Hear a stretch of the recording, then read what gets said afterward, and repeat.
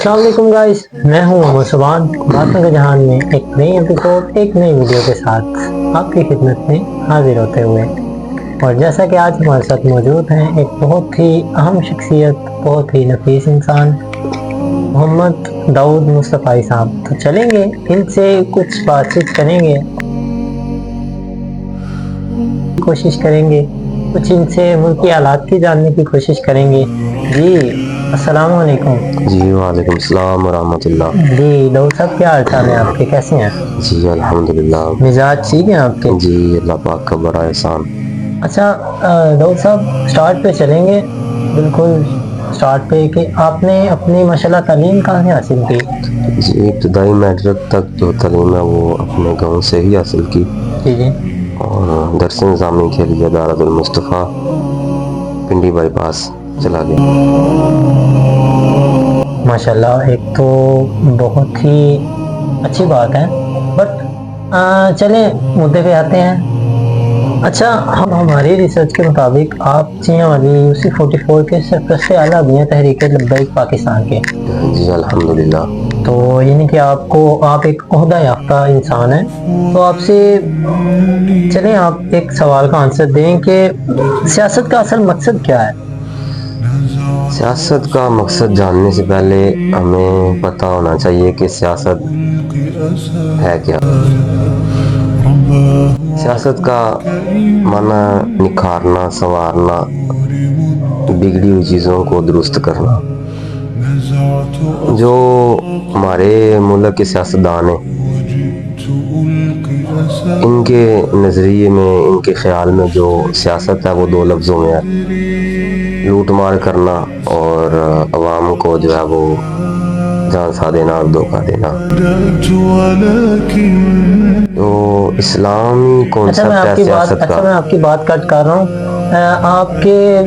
आपके लीडर हैं भाई साद, तो वो भी एज अ लीड ही मतलब कास्ट कर रहे हैं ना, as a lead he election announce कर रहे हैं, पार्टिसिपेट कर रहे हैं।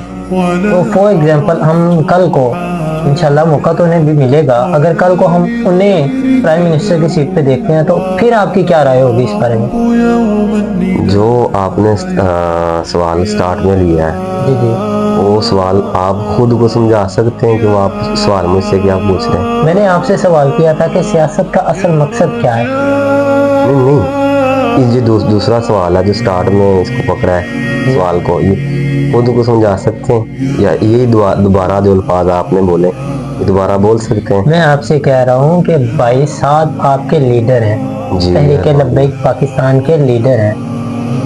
आप टाइम तो मौका तो सबको मिलेगा इंशाल्लाह, हमारी भी दुआ है उन्हें मौका मिले। इंशाल्लाह। हम कुछ दुआ के अलावा कुछ नहीं कर सकते। इंशाल्लाह। कल को अगर उन्हें लीड मौका मिलता है, प्राइम मिनिस्टर की सीट मिलती है, तो तब आपकी क्या राय होगी?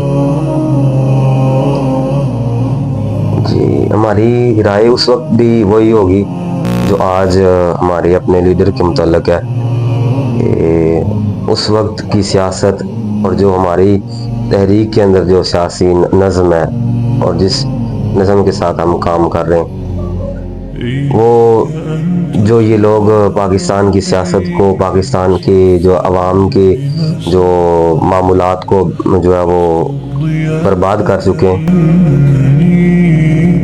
उसको हिकमत अमली के तहत, दानाई के तहत सवार के उन मामलात को अवाम के आगे पेश करना, ये हमारी सियासत है। और दीन के ऐन मुताबिक जो है वो सियासी झंडे पे काम करना, ये हमारी सियासत। अच्छा, आपने बोला कि दीन के ऐन मुताबिक सियासी झंडे पे काम करना आपका मकसद है, तो एक और सवाल आपसे करता चलूं कि दीन का असल मकसद क्या है? दीन का असल मकसद पूरी दुनिया पे गलबा चाहना है। दीन इस्लाम का कैसे आएगा दीन इस्लाम का पूरी दुनिया पे?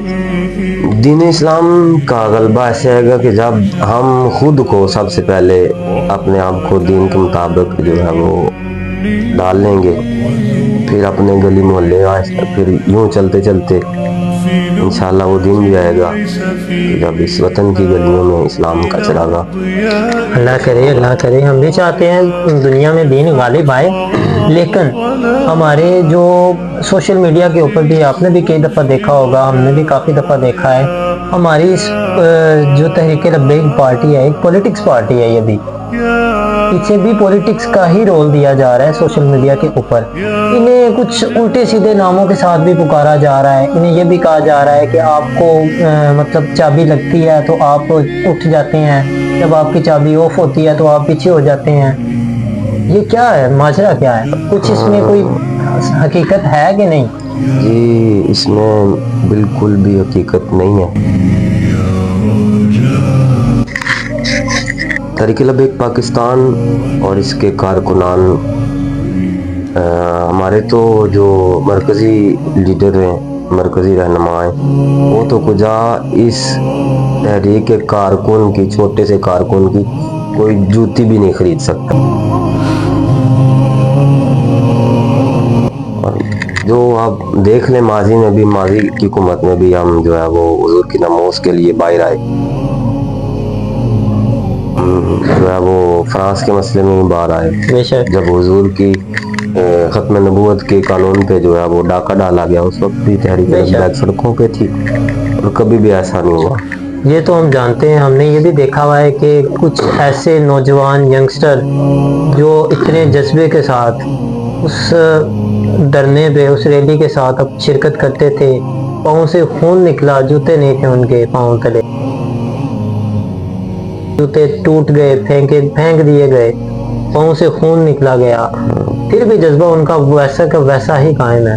لیکن میرا سوال کچھ اور ہے, میں آپ سے یہ کہنا چاہ رہا ہوں کہ آپ یہ جو پولیٹکس کی بات کر رہے ہیں, تحریک لبیک پاکستان, ان کے متعلق جو سوشل میڈیا کے اوپر یا ویسے نیوز میں جو ان کے خلاف باتیں ہو رہی ہیں, ان کے بارے میں کتنی سچائی ہے؟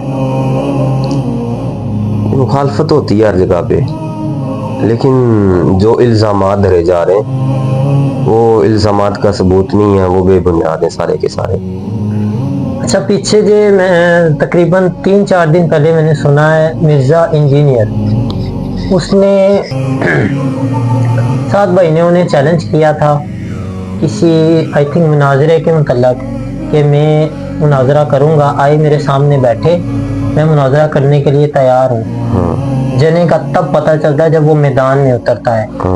تو آگے سے رسپانس بھی میں نے انجینئر کا سنا تھا, بٹ میں نے اس کا آنسر سنا تھا, اس نے بولا تھا کہ میں ایگری ہوں مناظرے کے لیے, آپ مجھے ٹائم بتا دیں, جس دن آپ آنا چاہیں آپ آ سکتے ہیں, مجھے بلائیں میں آ سکتا ہوں. لیکن اس کا آنسر سعد بھائی نے نہیں دیا, اس کے پیچھے کیا ریزن ہے؟ یہ آپ سعد بھائی سے پوچھیں. اب سعد بھائی سے کیسے ملاقات ہو سکتی ہے, آپ بھی تو ان کے کارکنان ہیں نا. جیسے آپ جو ہے وہ میرے پاس آئے, ایسے آپ وہاں چلے جائیں, آپ کو بہتر انداز سے وہ جواب دیں گے اس کا. چلیں, آپ ماشاءاللہ دین کی بہت اچھی خدمت کر رہے ہیں, بہت دیر سے خدمت کر رہے ہیں, آپ بتا دیں اس جیسے شخص کو خاموش کیسے کروایا جا سکتا ہے اگر وہ غلط ہے تو؟ ویسے تو ایسے چچوروں کو ہم منہ نہیں لگاتے, لیکن اس کا چچورا پون جو ہے وہ بڑھتا ہی چلا جا رہا ہے. میں نے ینگسٹر کو دیکھا ہے اس کی پیروی کرتے ہوئے, اسے مانتے ہوئے, باقی سب کو بکتے ہوئے گالیاں, وہ باقی علماء کرام کو بھی جھوٹا کہہ دیتے ہیں کہ باقی سب جھوٹے ہیں, صرف ایک وہ سچا ہے. حتیٰ کہ یہاں تک بات جا چکی ہے, کہتے ہیں انجینئر کو جب میں نے سنا میں تب مسلمان ہوا, پہلے میں سنی تھا یا پہلے میں وہابی تھا.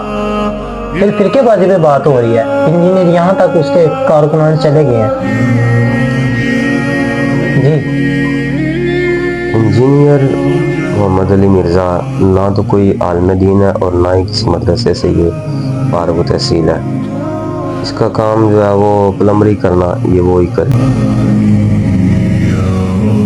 جنہوں نے جو ہے وہ اسے آ کے دین سیکھا, آپ دیکھ لیں ماضی میں اس کے جو بولتا ہے الفاظ, بابوں کا دین اور کتابوں کا دین. اور مجھے آپ ایمانداری سے بتائیں کہ یہ جو کتابیں یہ انجینئر تک اور مجھ تک پہنچائی کس نے ہے؟ آپ بتائیں. بابوں نہیں پہنچائی ہیں. ان کتابوں کو لکھنے والے کون ہیں؟ بابا ہی. تو 14 صدیوں سے اب تک بابوں کو, بزرگان دین کو, علماء دین کو دین سمجھ نہیں آیا, تو اس بیچارے جو ہے وہ انجینئر کو کیسے آ گیا. جو نوجوان جو ہے اس کے پیچھے لگ کے اپنے عقائد کا, نظریات کا بیڑا غرق کر چکے ہیں. ان سے گزارش ہے کہ جو سچے اور سچے علماء دین ہیں ان کے پیچھے لگیں, ان کے پیچھے ہوں, اچھا چلیں میں آپ تاکہ سے, آپ کے نظریات کو. آپ کا ٹائم بھی بہت قیمتی تھا, تو میں آپ سے آخری سوال کرتا چلوں کہ ماشاءاللہ قرآن پڑھنا بھی, قرآن سننا بھی, قرآن پڑھانا بھی بہت نیک عمل ہے, صالح عمل ہے. اچھا قرآن پڑھنے کا مقصد کیا ہے, قرآن کا مقصد کیا ہے, اس پہ تھوڑی سی روشنی ڈالیے گا. قرآن کا جو موضوع ہے نا وہ انسان ہے. قرآن کا لغوی معنی بار بار پڑھی جانے والی کتاب. قرآن کا جو اصل مقصد ہے یہ انسانی ہدایت اور انسانی رہنمائی ہے. انسانیت کی رہنمائی کے لیے قرآن کو نازل کیا گیا. اچھا آپ کا ٹائم بہت قیمتی تھا, آپ نے اپنے قیمتی ٹائم میں سے ہمارے لیے ٹائم نکالا, بہت بہت شکریہ.